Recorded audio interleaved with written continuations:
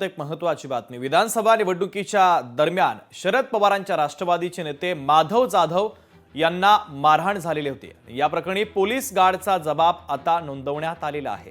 धनंजय मुंडेंचे कार्यकर्ते कैलास फड यांच्यासह इतर साथीदारांवर गुन्हा दाखल करण्यात आलेला आहे। या संदर्भातला एक व्हिडिओ देखील मध्यंतरीच्या काळात व्हायरल झालेला होता आणि त्यानंतर आता पोलिसांना जाग आल्याचं पाहायला मिळते। तब्बल 82 दिवसानंतर पोलिसांना ही जाग आलेली आहे। परळीमध्ये मतदानाच्या दिवशी उमेदवाराच्या बॉडीगार्डला रोखल्याचा हा सगळा प्रकार आहे। विधानसभा निवडणुकीच्या मतदानाच्या दरम्यान शरद पवारांच्या राष्ट्रवादीचे नेते माधव जाधव यांना मारहाण झालेली होती आणि जो गार्ड होता, पोलीस गार्ड, त्याला देखील रोखण्यात आलेलं होतं। त्याचा जबाब आता नोंदवण्यात आलेला आहे। धनंजय मुंडेंचे कार्यकर्ते कैलास फड यांच्यासह इतर साथीदारांवर आता गुन्हा दाखल करण्यात आला।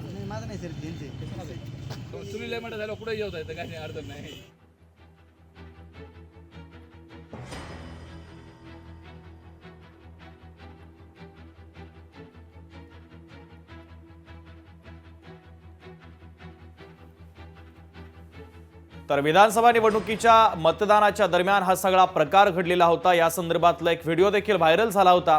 शरद पवारांच्या राष्ट्रवादीचे नेते माधव जाधव यांना मारहाण झाली होती आणि या प्रकरणी आता त्यांचा जो पोलीस गार्ड होता त्याचा जबाब आता नोंदवण्यात येतोय।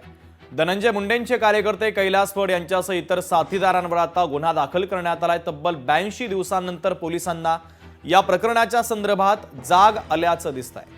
परळी विधानसभा मतदारसंघात राष्ट्रवादी शरदचंद्र पवार पक्षाच्या वतीने राजेसाहेब देशमुख यांनी धनंजय मुंडे यांच्या विरोधात निवडणूक लढवली होती।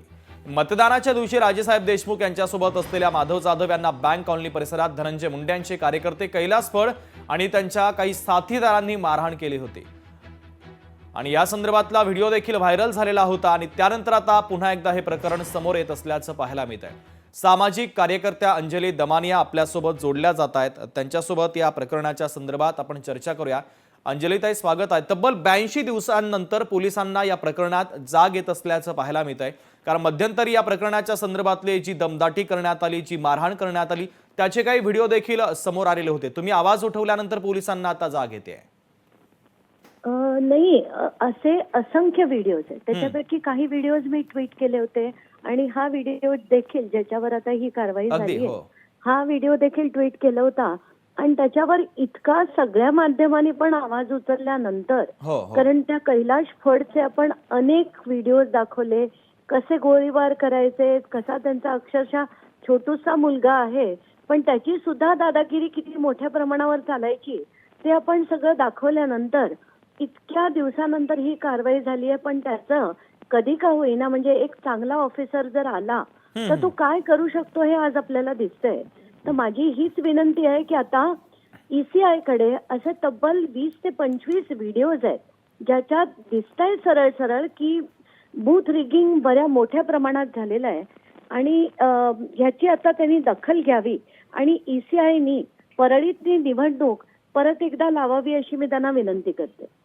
अगदी अंजलीताई, महत्त्वाची प्रतिक्रिया या प्रकरणाच्या संदर्भातली तुमची पोहोचलेली आहे। तुम्ही लोकशाही मराठी सोबत संवाद साधला त्याबद्दल धन्यवाद। लोकशाही मराठी ऐका, पहा, जागरूक रहा।